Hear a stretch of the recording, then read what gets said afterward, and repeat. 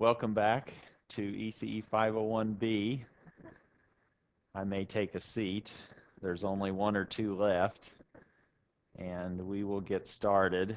As announcements, homework 8 is due in a week, which is what I expected maybe next week in terms of attendance. Project is due on Sunday, the 8th of December, and the final exam is a few weeks away, but not very far away, and it's not very many more lecture periods away. What I want to do today is continue with where we had stopped before and maybe even review a little bit on positive operators. Again, what we're trying to do is think about these operators like complex numbers to give us an intuitive feel as to what's going on. The positive operator will be like the scaling of a real number or the amplitude of a real number, and the isometry, which is what we will get to later, that will be like the rotation or the direction or the angle of that complex number. When we're thinking of these, then, when we say positive operator, you might think of the scaling effect of a matrix or an operator. We will then look at the unique positive square root of a positive operator. That is proposition 728. Then we will go through an example so that we have a feel for that. What does it mean to, in matrix terms, to be a square root of a matrix? We'll then get into isometries, which are norm preserving and you can think of as directions. And once we put those two pieces together, isometries and positive operators, we now can do a polar decomposition of operators, and in particular matrices, like we do a polar decomposition of a complex number in terms of magnitude and angle for a complex number. That's the trouble with doing this ahead of time, is I always make it a little too wide, but I think we're okay. Positive operators you can think of as a linear operator T that's self-adjoint. That means the operator is equal to its adjoint. And when you look at the inner product of TV with V, it's always non-negative for any vector V in your vector space capital V. But once you have this notion of positive operator, Theorem 727 gave us 5 equivalent statements. So if you can show one of these, then you're okay to conclude any of the others. And I'm just writing these down for reference purposes, or just to sort of get us back up to speed relative to positive operators. So given a linear operator, these 5 statements are equivalent. T is positive, and we know what that means. It's self-adjoint, and its inner product with TV and V is non-negative. T is self-adjoint, and all the eigenvalues of T are non-negative. That's equivalent to T being positive. T has a square root. That's what I'm meaning by it's equal to SS, with S, the square root, being positive, so it has a positive square root. The square root is itself a self-adjoint operator, and there exists a matrix or a linear map S such that the original positive map T can be factored into a map and its adjoint in this particular way, the adjoint of S times S. And we may actually use that to our advantage later. If we have a mapping, we can find its adjoint, form this product, and now we know that there's a T that has this S adjoint S characteristic. Well, now we know T is positive. And if we know T is positive, then we can perform different things with it.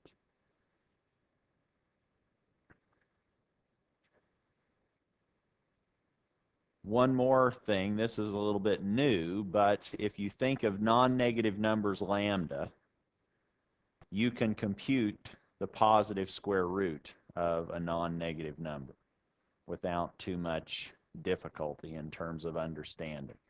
And we're going to do the same thing. We're going to generalize that to an operator. If you have a non-negative operator, t, or what we're calling a positive operator, you can now associate with that operator its non-negative positive square root. And that's what we will actually notationally, we will just do this square root of t, t being our linear operator, but that's defined to be the unique positive square root of this linear operator t.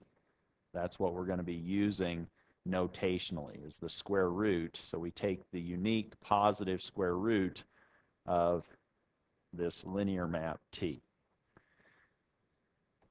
Now that we're thinking about square roots, let's define that or introduce a proposition that actually then introduces that concept. Proposition 728 says that every positive operator on a vector space V has a unique positive square root.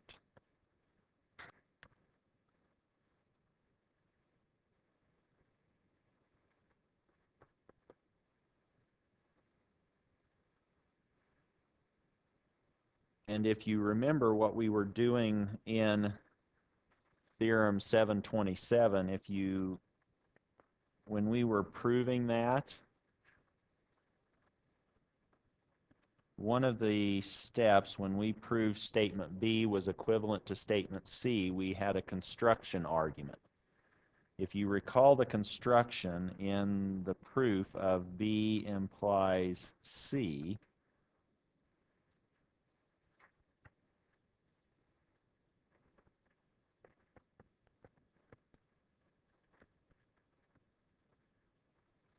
that actually shows that this positive square root does exist, or that it's possible.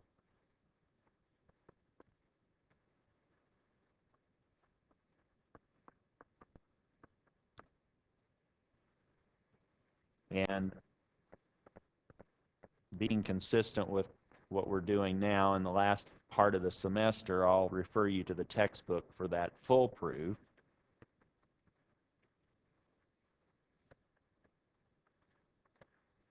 And what I would like to do here is actually just look at an example of this idea, or finding a square root. And let's now look at finding the square root of a positive matrix that we've already looked at in an earlier lecture, Q sub 2. I think that was in Monday's lecture. We had Q sub 2 equaling 2 minus 1 minus 1, 4.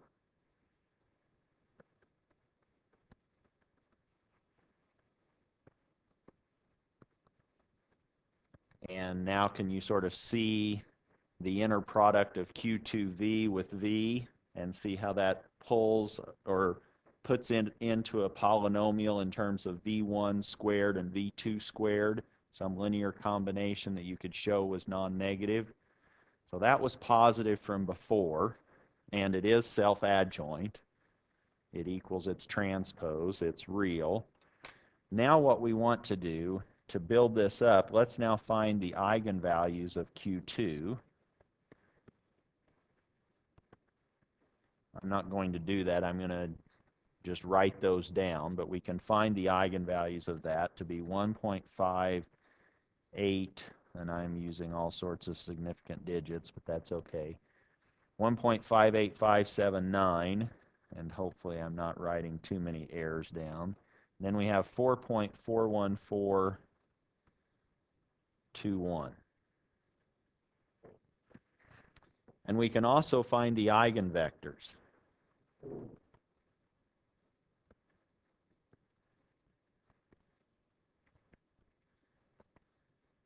And I'm actually going to put those into a matrix X.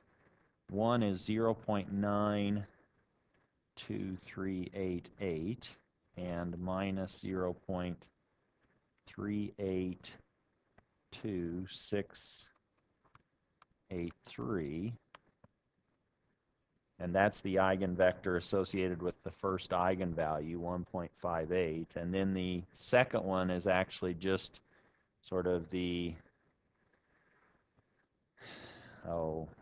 related to that. It has the same numbers. We're just going to change the sign a little bit and their location. So the top entry in the second eigenvector is 0.382, and the second entry is minus 0.92388. If you look at that, this actually forms these two vectors an orthonormal basis, which means if we define that to be X, if you look at X and X transpose, that's going to be the identity. If you multiplied that matrix times its transpose, or the inverse of that X is its transpose. Now that we have that, we have the eigenvalues and eigenvectors of this matrix Q that's positive. We can now find its square root. If we remember, we were saying, oh, take a matrix S, the square root, and let's say that operates on E1. Let's define S such that that equals a scaled version of that eigenvector E1 from Q. So this is now the vector E1, and this is the vector E sub 2. And we also said, well, we're also going to define S by operating on E2 and saying that's now scaled version of E sub 2. And it's scaled by the square root of the eigenvalue associated with E2. And we can put those two relationships together. We can say, oh, S E1 and E2, building up a matrix now, is equal to E1 scaled by the square root of lambda 1 and E sub 2 scaled by the square root of lambda 2. So that's just a matrix representation of these two relationships for S. And S is yet to be determined. But we know the E's and we know the lambdas. And we know that E1 and E2 are an orthonormal basis, so we can invert those. We can invert that matrix on the right to isolate the matrix S, which is going to be our square root matrix. And if we do that, then, if we now remember that we were calling this X, we now have S is equal to X, this square root matrix, that's diagonal, X inverse. And for this particular case of numbers, we now have 1.3825 minus 0.297593 minus 0.297593 and 1.9, a bunch of 7s and a 4. And if you multiply S times itself, you get back our original matrix Q, and this is a positive square root, since S squared is equal to Q, and its eigenvalues are the positive square roots of those original square roots of Q, which were 1.5 and 4.414. So that's how you could sort of construct that. our Q was there, 2 minus 1 minus 1, 4, and now we have a square root of that as S using that approach.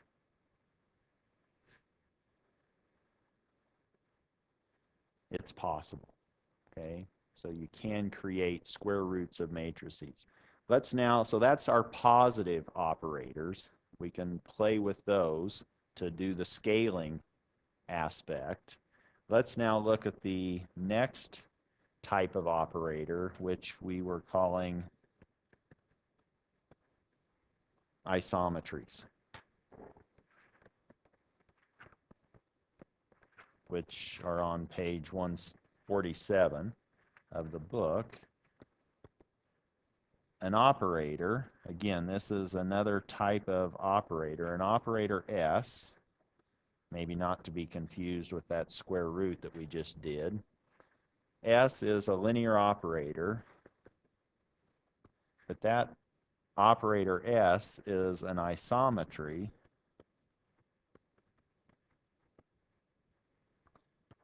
if, when we take the norm of S times V, that's equivalent to the norm of V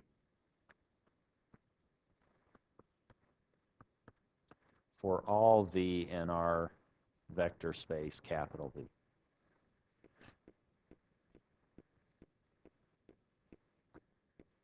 We can make actually a couple of observations or notes just from this definition of what these operators are that we're calling isometries. Isometries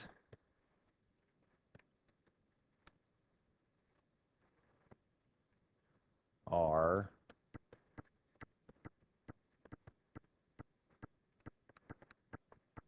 norm preserving, meaning we haven't changed the norm of V when we operate on it by S. S is an operator, and we can also think of these isometries as a generalized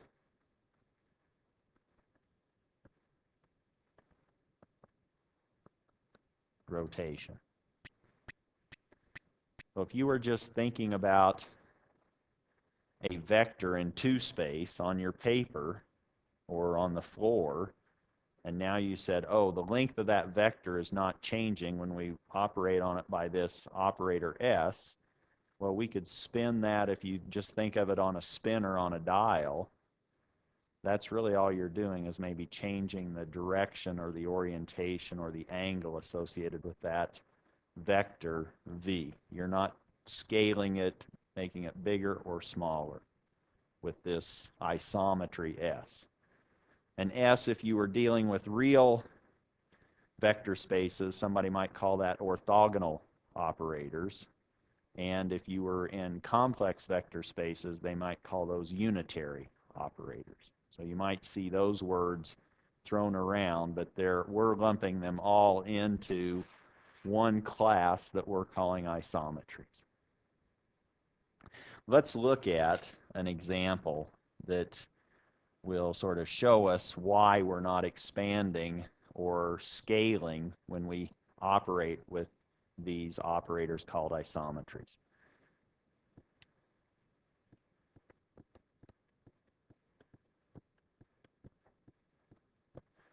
Suppose we pick a matrix S, not a matrix, a linear operator V, a linear operator on the vector space V with the following relationship. Suppose we have S E sub j is equal to lambda sub j E sub j. And we're used to sort of seeing that. We just use that to sort of build up something like that, to build up another square root operator. Here we're not introducing any square roots. But these E's are actually from an orthonormal basis. So for some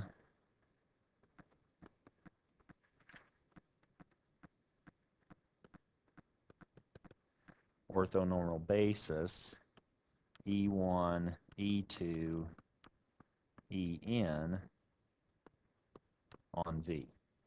So we're given some vector space, and now somebody's given us a set of orthonormal basis vectors, and now we're saying, okay, here's a linear map that we are defining such that SE1 is lambda 1 E1, SE2 is lambda 2 E2, etc.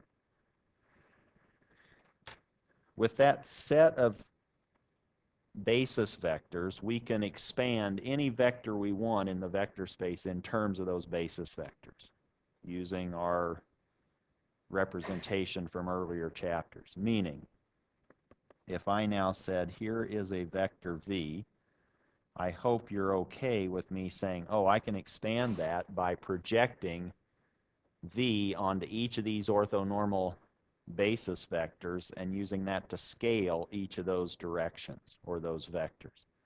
Meaning V can be written as V inner product with E1 in the direction of E1 plus V inner product with E2, etc., all the way down to V inner product with E sub n, scaled by E sub n.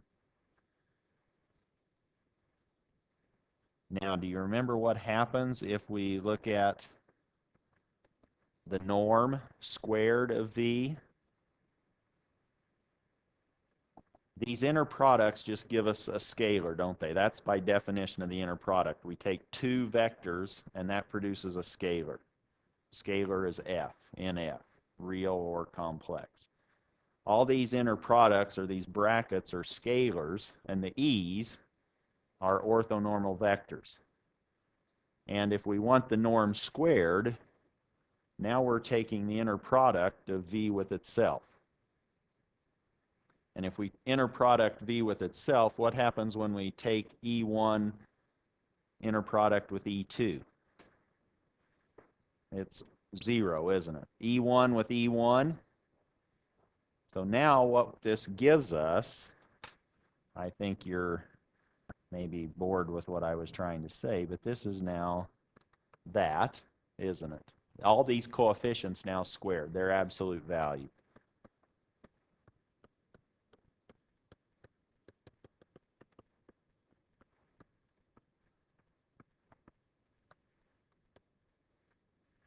All right, that's nice. Now let's do the same thing for SV.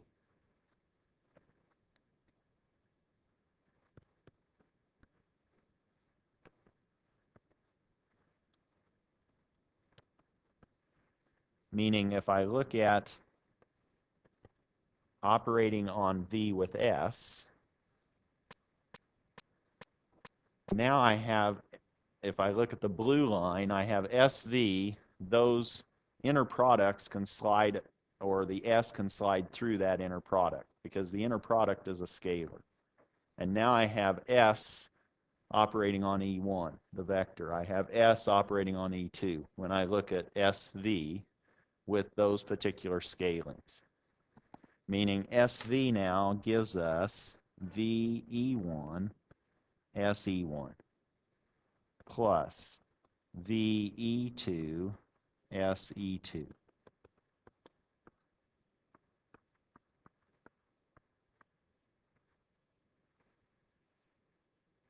We're okay with that. But what did we say all of the, we defined S by SE1 being lambda 1 E1. I'm going to now replace all those SE's with lambda E's. And let me go ahead and put the lambdas on the other side of that inner product. So that now I have lambda 1 VE1 E1 plus lambda 2 E2.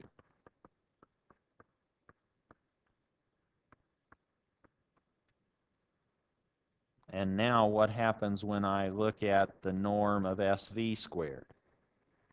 Now I just have a slightly modified coefficient scaling all of these orthonormal vectors. But now I just take the magnitude of those coefficients and square. So that now I have lambda 1 magnitude squared, magnitude of V E1 squared, and I'm going to run out of room, so I'll skip over the lambda 2, lambda sub n magnitude squared, V E sub n inner product magnitude squared. But if I want S to be an isometry, I need the norm of SV to equal the norm of V. And now we can go and compare those two norms. There's the norm of V squared, and here's the norm of SV squared. It's not going to fit on a paper, is it? Almost. How could I make those equal?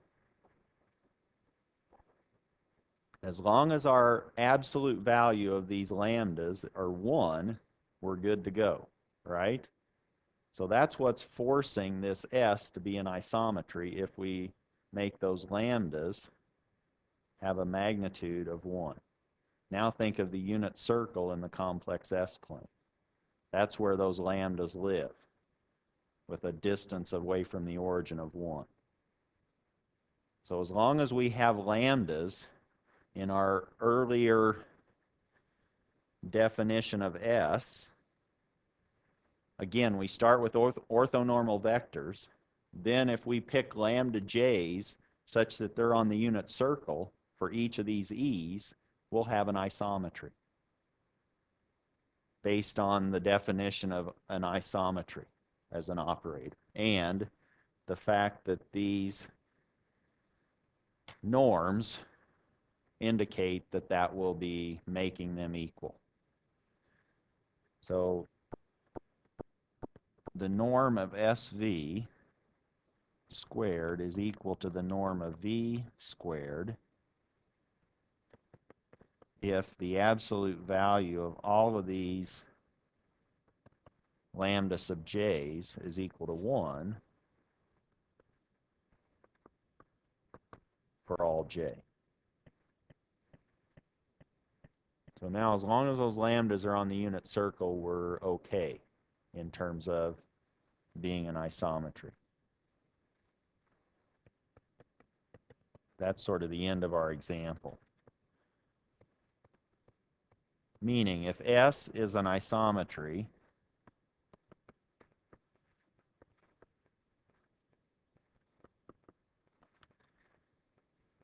then S is injective. What? Where'd that come from? Here's the rationale. Because if we look at SV equaling 0, we can only have that true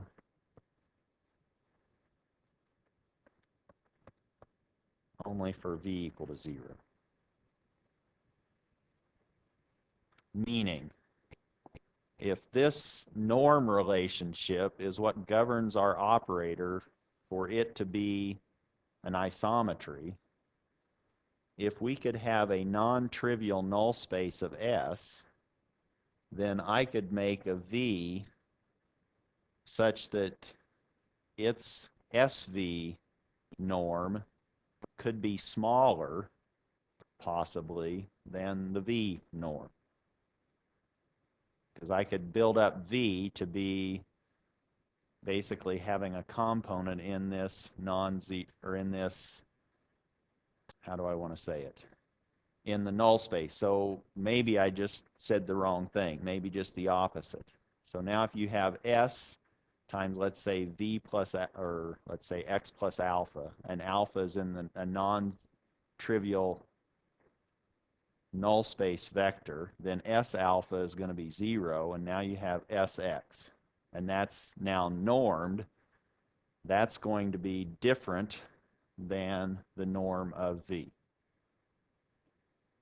So, if we have S being injective, meaning it only has a trivial null space, what do we know about the invertibility of an isometry?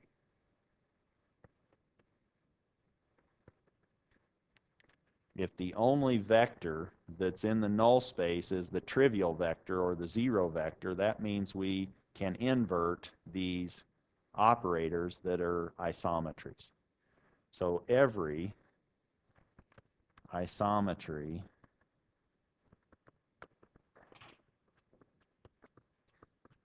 is invertible.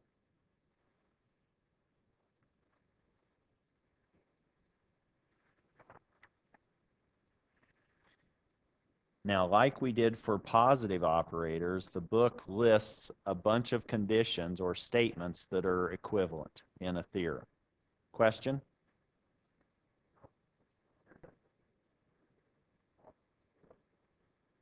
So now, what are the lambdas? The lambdas are scalars, but they could be a complex number, right? They're scalars in F. So they are going to be eigenvalues of S, but in general, when we first started this out, they were just scalings, potential scalings in these directions E sub j that we picked to be an orthonormal basis on V. But what we just derived said that they can only have a magnitude of 1. So the eigenvalues of this isometry can only have magnitudes equal to 1.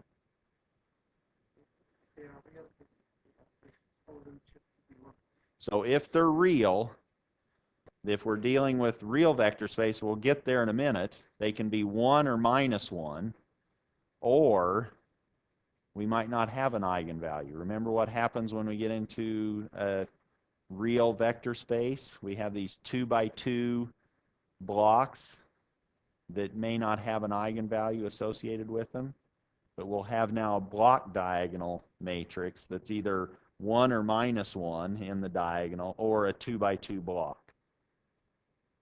And that's what we will have with these isometries. Okay? So if they are eigenvalues, then they will have magnitudes of 1. All right, where was I? Okay. Let's now look at another long list of equivalent statements for isometries and how they can be related to each other. So here is our long list.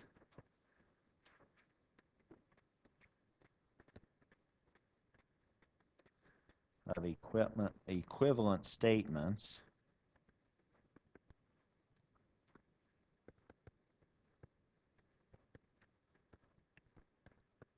for isometries. And this is actually theorem 736. Given S, a linear operator on a vector space V,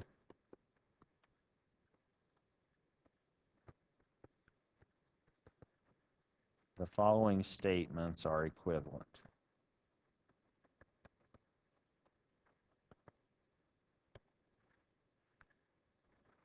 I'll label them A through wherever, J maybe.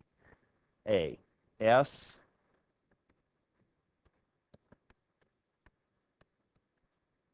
is an isometry. And remember what an isometry was. That was the norm of SV is equal to the norm of V.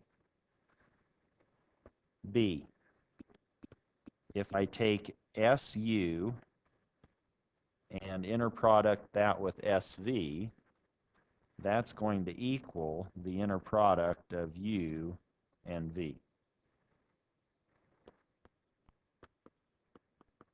For all U and V in V. Or S is norm preserving if it's an isometry. C, if we take S, which is an isometry, and we take its adjoint times S, that's going to be the identity map.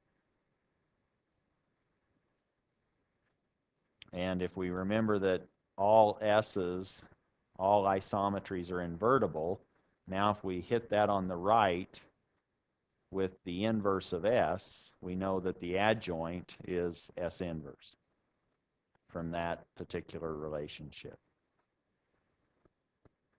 B, SE1, SE2, SE sub n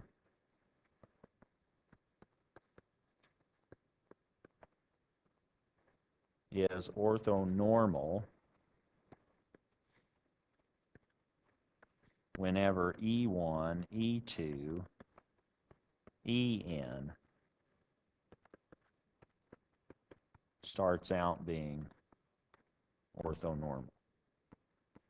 So if I have a set of orthonormal vectors, and I hit each of those with this isometry, they all get rotated such that they still remain orthonormal. I don't scale them, and they don't change their orthogonality. They may change in direction, but they all change in such a way that the group now forms an orthonormal basis whenever E's were beginning to be orthonormal. E. This is sort of another way of saying D. There exists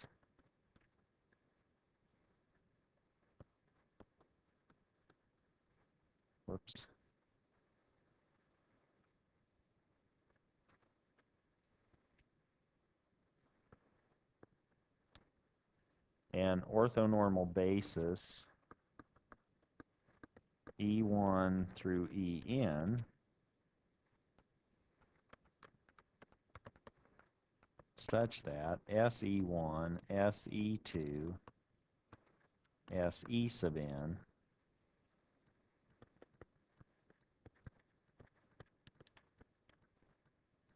is orthonormal.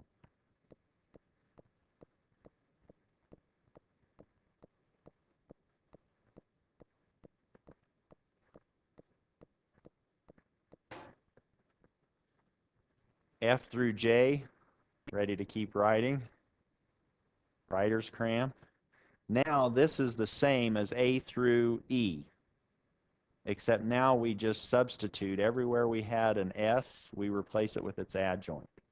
Everywhere we had an adjoint, we replace it with its S, and we'll get the same set of statements F through J. So I'm not going to copy those down.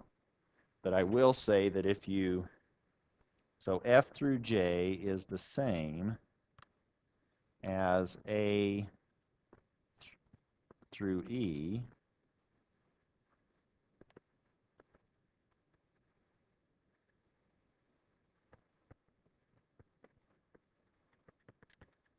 except with S dagger replacing S.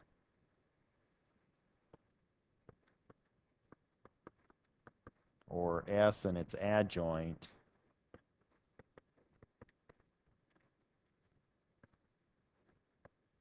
are interchanged.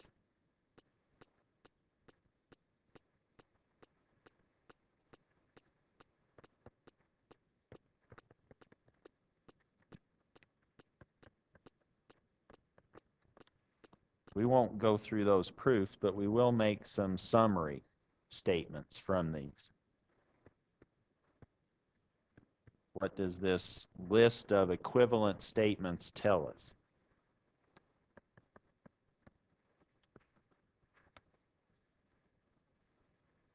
What's statement F?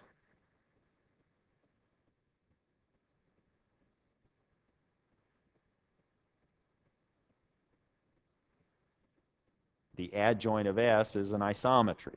So now S is an isometry if and only if S dagger is an isometry.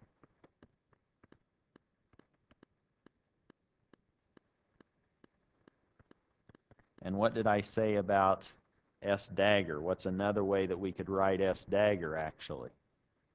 S inverse. So this is S inverse, and so there you could see statement C. If you look at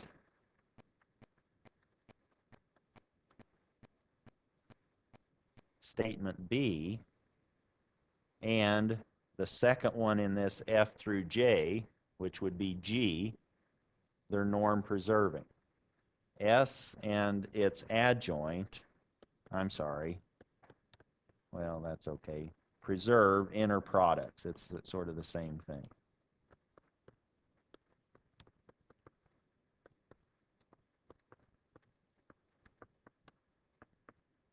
So C, B, and G, those statements. And S and its adjoint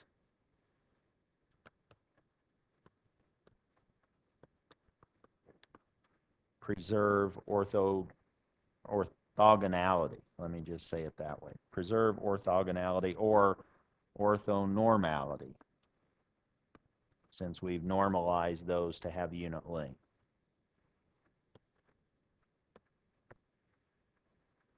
And that was statements D and I.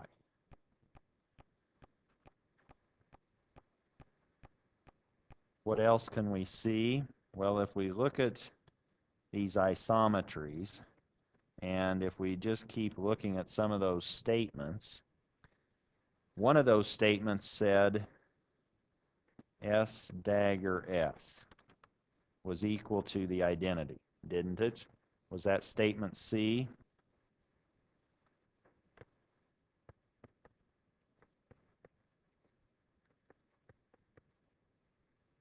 I can scroll up. So S dagger S is I. But now if we replace S dagger with S and S with S dagger, what do we know in the third one down from the second set? S dagger must be the identity. So now we know that S dagger is the identity. And this is from, luckily I put this in my notes, hopefully it's correct. This is from statement H. But if two things are equal to the same thing, or a third thing, they're equal to each other. So now we know that S dagger S is equal to S dagger. They commute, so they're normal. So all isometries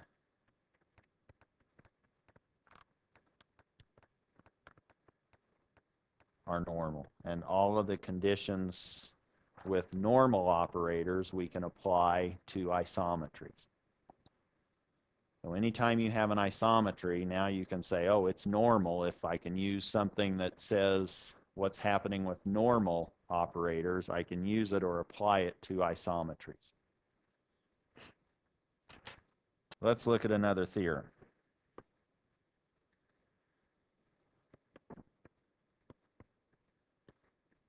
Theorem 737. For V, a complex inner product space, and S, a linear operator on that complex inner product space, if S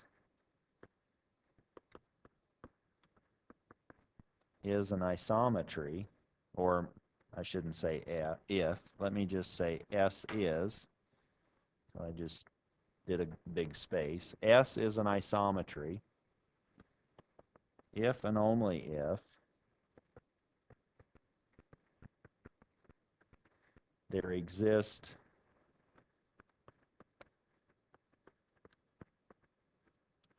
an orthonormal basis of our complex inner product space V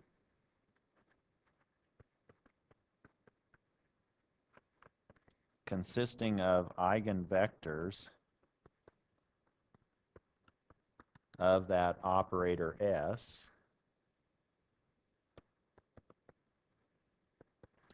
with all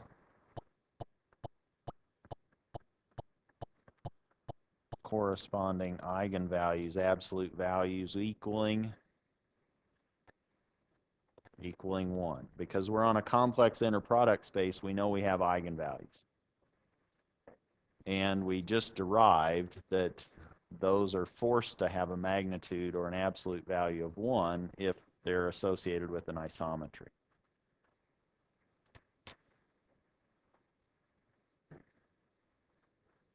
So we've already sort of proved one direction of this in our example earlier. So we showed if all these magnitudes were equal to 1,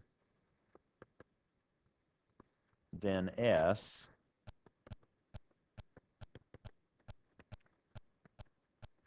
is an isometry.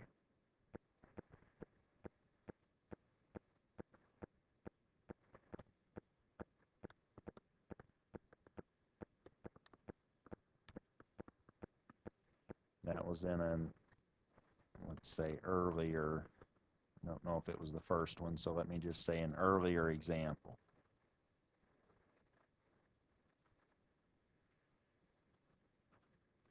Now, the other direction, we're doing the if and only if justification. The other direction now, we need to assume S is an isometry.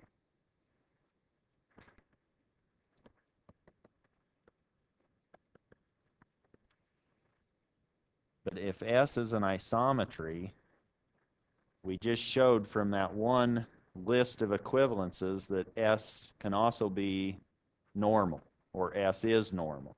So S being an isometry implies S is normal. But once we have normal operators on a complex inner product space, now we can start playing with the spectral theorem. Thus,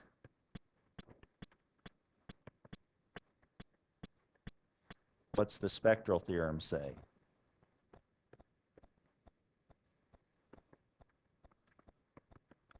It tells us that we can diagonalize that operator, doesn't it? And to diagonalize it, we need all these orthonormal eigenvectors to exist, and that's what the spectral theorem tells us. So the spectral theorem says there is a basis of orthonormal eigenvectors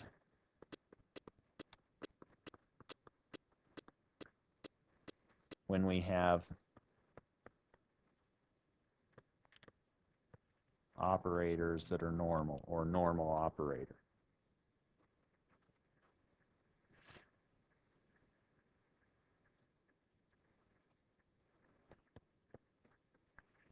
So now we have a set of orthonormal eigenvectors. Why don't we let lambda sub j be the eigenvalues? Or let lambda sub j be the eigenvalue associated with the jth orthonormal eigenvector. So let lambda sub j be the eigenvalue associated with E sub j. What are we doing? Now we assumed S was an isometry. Hopefully now we'll be able to conclude that the magnitudes of all of our eigenvalues of S are equal to 1. We now have this set of orthonormal eigenvectors. We're assigning each of those eigenvectors an eigenvalue lambda sub j. Well, we can find then the magnitude of lambda sub j. That, based on these orthonormal eigenvectors, better be the same as the norm of lambda sub j E sub j, because E sub j was orthonormal. It has length 1. So I haven't changed that value at all in that equality. But I now know if those are eigenvectors and those are eigenvalues, then this relationship must be true. that SEJ is lambda EJ, or lambda sub J EJ, and their norms are equal. But I assumed S was an isometry. So SV's norm is equal to V's norm. In this case, V is E sub J, so this is now the norm of E sub J. But what's the norm of a orthonormal vector? That's 1, and now we've seen that lambda sub J for all J have a length or an absolute value of 1, and that's the other direction of that if and only if proof. That's not a very good square, is it?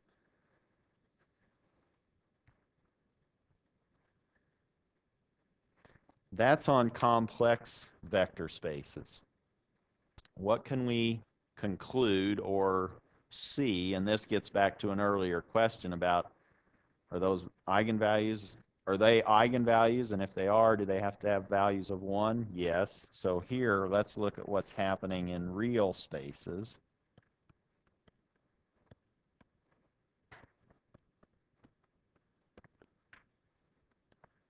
When we're working with real spaces, we have another theorem. And this one says for V, a real inner product space, and S being a linear operator on that real inner product space V, S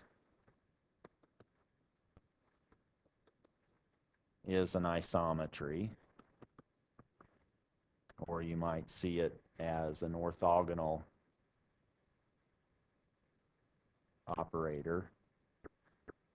That is now an isometry if and only if there exists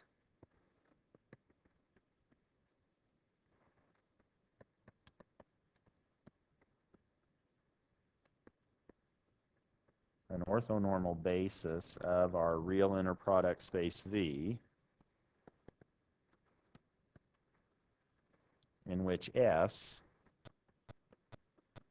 it's no longer diagonal, is it? It's block diagonal because it's now on real inner product spaces. S is block diagonal with blocks of 1 minus 1 or cosine theta minus sine theta, cosine theta, where theta is between 0 and pi.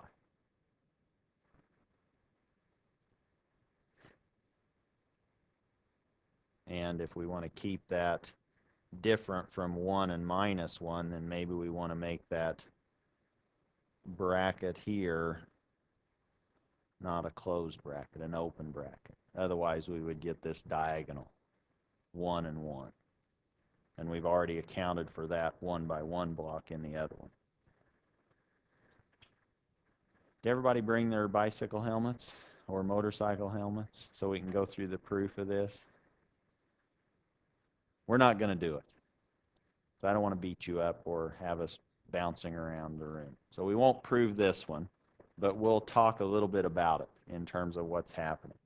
So we aren't going to prove this. And you know what that means. You can look at the book for the proof. But now, whoops, won't proof. Well, won't prove. What's this tell us about the structure on real inner product spaces? Along the diagonal, we might have 1 by 1 blocks. But if we have a 1 by 1 block, then that means we have this eigenvector eigenvalue condition. So 1 by 1 blocks indicate that we do indeed have real eigenvalues. So that indicates these eigenvectors eigenvalue relationships, and we can look at the magnitudes of the lambdas, and we know that for it to be an isometry, those absolute values must be 1. And if we're in or on the real line, the only way that we can have a real number with a magnitude of 1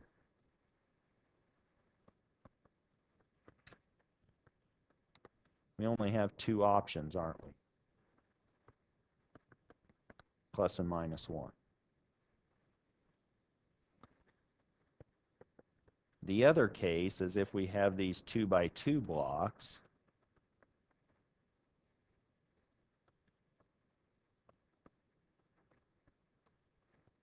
and those now correspond to 2D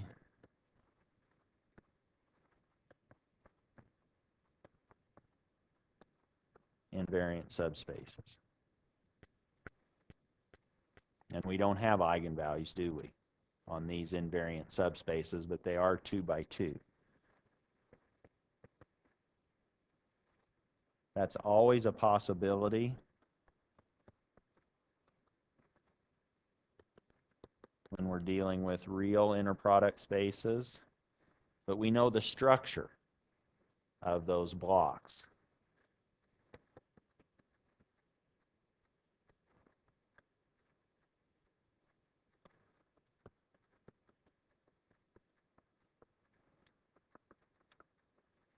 And its structure is such that it looks like a rotation matrix, which we've been saying all along that these isometries you could think of as generalized rotation.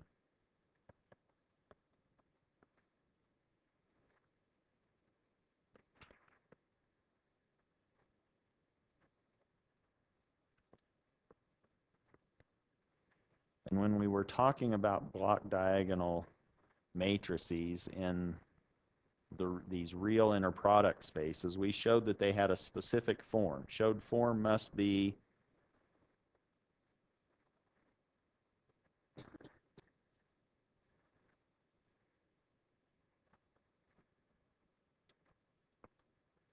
what did that form have to be for those real block diagonal entries to be normal?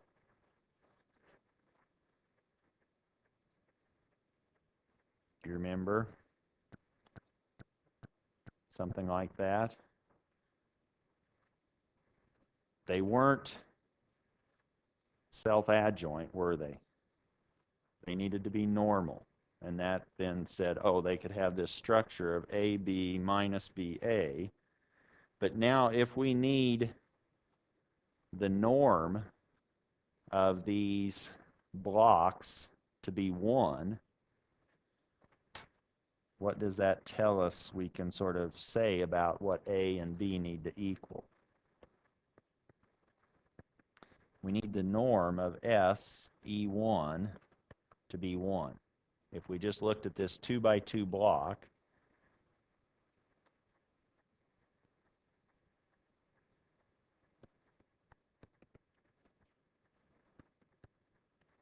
what are we saying in terms of verification? If we looked at S, let's just look at a 2-dimensional case. We have SE1, E2 is E1, E2. We said the structure is AB minus BA.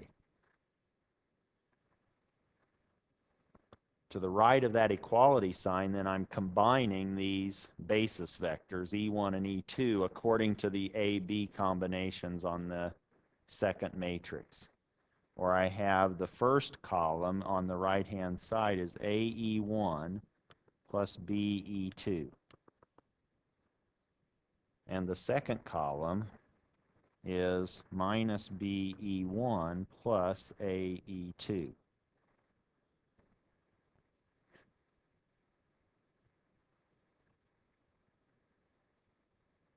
Well, if I'm now looking at the norm of SE1, let's say squared, that's supposed to be then the same as the norm of AE1 plus BE2 squared. But what do we know about that? E1 and E2 are orthonormal. And now we have a vector that's some linear combination of E1 and E2. And we want to know what's its norm squared. That's those coefficients magnitudes squared, isn't it? So now we have this is equal to the magnitude of A squared plus the magnitude of B squared. But we're dealing with real numbers. So this is just A squared plus B squared. And to be an isometry, we need that to be 1. And for A squared B squared to equal 1,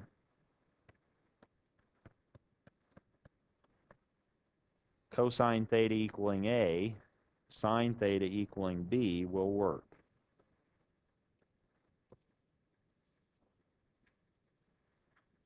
Is that okay?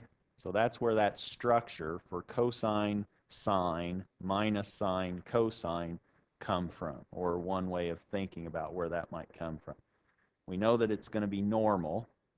That gives us our A, B, minus BA structure. We used that to say that forms our linear combination of orthonormal vectors, E1 and E2, and we used our norm result on orthonormal vectors to tell us, oh, those coefficients in that matrix, when we square them and add them, they need to give us 1. And cosine squared and sine squared, did I tell you the joke about sine squared and cosine squared? No? I think I tell every class this joke. Maybe I shouldn't tell it since we're being recorded. And I don't want to offend anyone. But it was on one of those reality shows many years ago. I think it was Beauty and the Geek. I don't know. You're probably too young to know even what that was, that reality show. But one of the contestants, I think, was from MIT. And he said, oh, yeah, the joke on the campus of MIT is, you know, I might walk up to a lady friend and say, you know what? You look like sine squared. And she goes, what? He goes, yeah, you look like sine squared. She goes, I don't know what you're talking about. He goes, you've got to be sine squared because I'm cosine squared and together we're 1. So sine squared plus cosine squared is equal to 1. Right? If you forgot your trig, now you'll never forget that relationship. Never mind. But anyway, cosine squared plus sine squared is equal to 1 for values of theta between 0 and pi. Okay? All right, enough joking, huh? Let's now go back with analogies, though. Recall what we've done with all of these different kinds of operators and numbers. So recall the analogy between these operators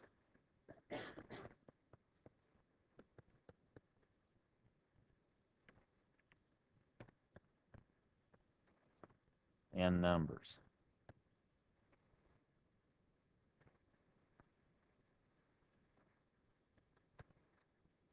For example, if I have a complex number z, its analogy in an operator is what?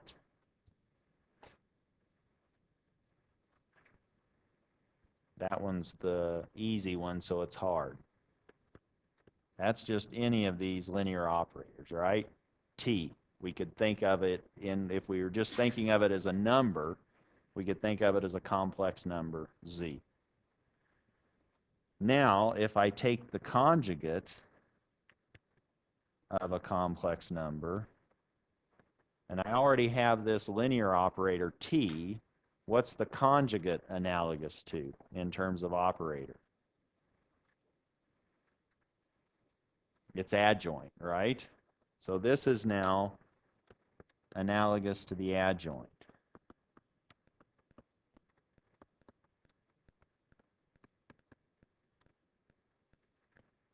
This was just a generic complex number. Here is the complex conjugate. Carrying that a little bit further, if we just had a real number, which is true if z is equal to its conjugate, well, now over here in the analogy department, or operators, when t is equal to its adjoint, what kind of an operator do we have? That's now self-adjoint, isn't it?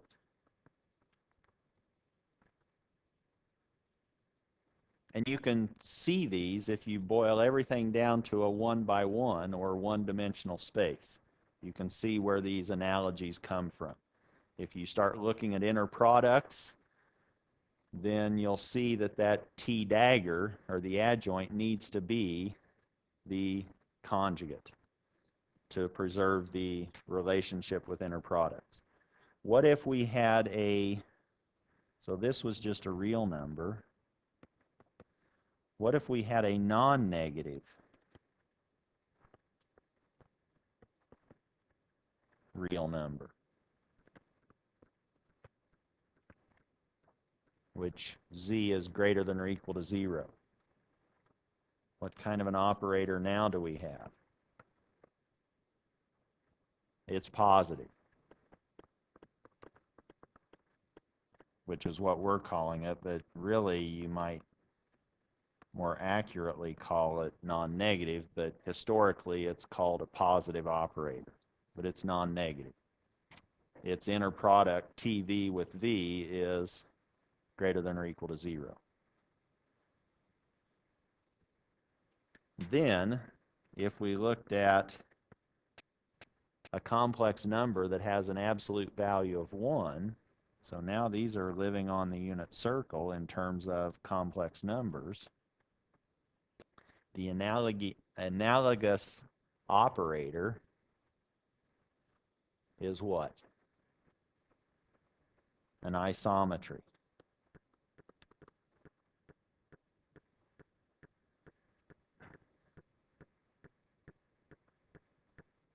Now, all of those analogies are supposed to be very inspiring and allow us to start just thinking about relationships. Not sines and cosines squared, not that kind of relationship, but number and operator relationships.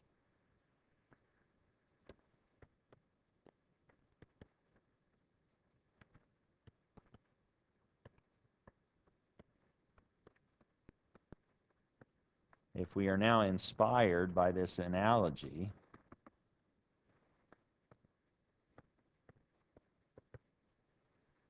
we can take that analogy a little bit further. If we just look at any complex number, we can rewrite that complex number not necessarily in rectangular form, but maybe in polar form. So any complex number can be expressed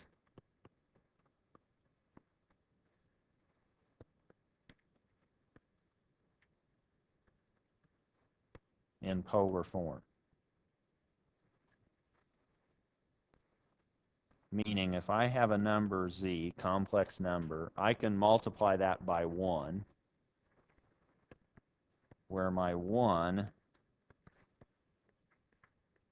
is the magnitude of z over the magnitude of z, but then I can simply rearrange that combination, and I can also rearrange that absolute value of z to be the square root of the complex conjugate of z times itself, the positive square root. And if I'm thinking about this now, what's the magnitude of z over its absolute value? 1. So that number right there is on the unit circle, isn't it, as a complex number. And we could then think of that as a direction.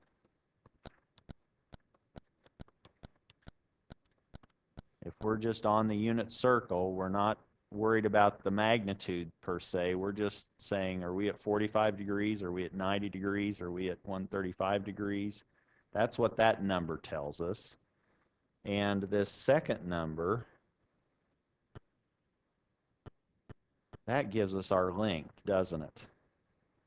That's like the distance, square root, well, the square of the distance, and then take the square root of it, because that's what z star z is. That's the amplitude squared, or the magnitude squared, z star z. So this is now like the length. That's in complex numbers. But in our table just above, in analogies, z was like t. The absolute value of z was what?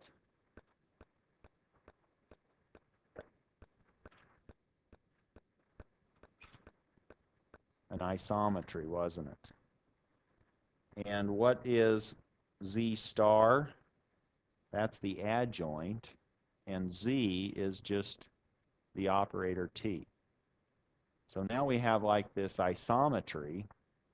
That's our direction times a length, which is the positive square root of t dagger t relative to this relationship.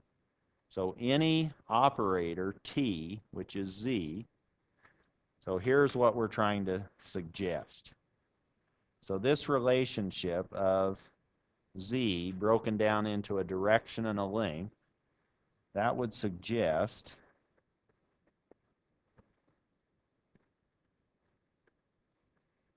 that any operator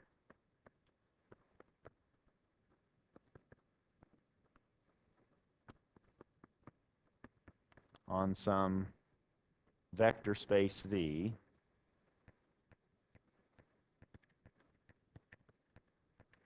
can be written as t equaling some isometry, a direction, times a length.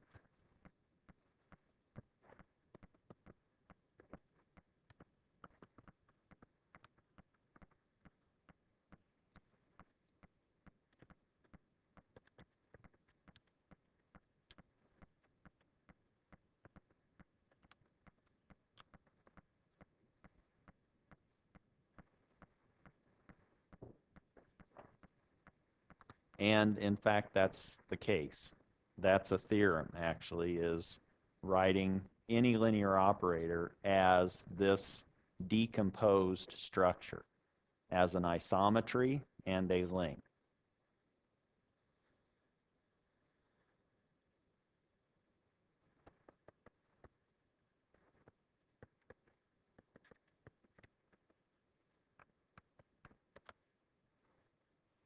And that's theorem 41 in chapter 7, referred to as the polar decomposition. Not meaning the cold decomposition for something at the North Pole or the South Pole. This is polar decomposition like complex number in polar form. Here's the polar decomposition. It says if T is a linear operator on some complex or some vector space V, then there exists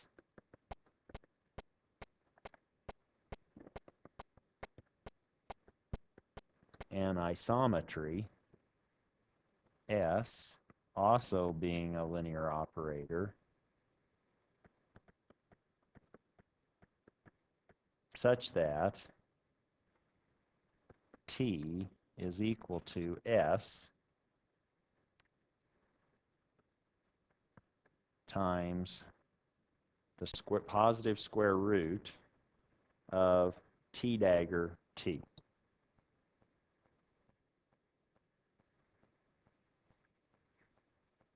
And since we are out of time, I'm going to leave it to you to start looking at that proof, and maybe we'll look at that on Monday. But now we have any linear operator, a way of decomposing it, like we can rewrite a complex number in polar form as a magnitude and an angle. Here we have a magnitude, this positive square root of t dagger t, and t dagger t is nice or well behaved. We can go back to 727, I think, the theorem with all of those particular equivalent statements, and see what that looks like, and we now have looked at these isometries.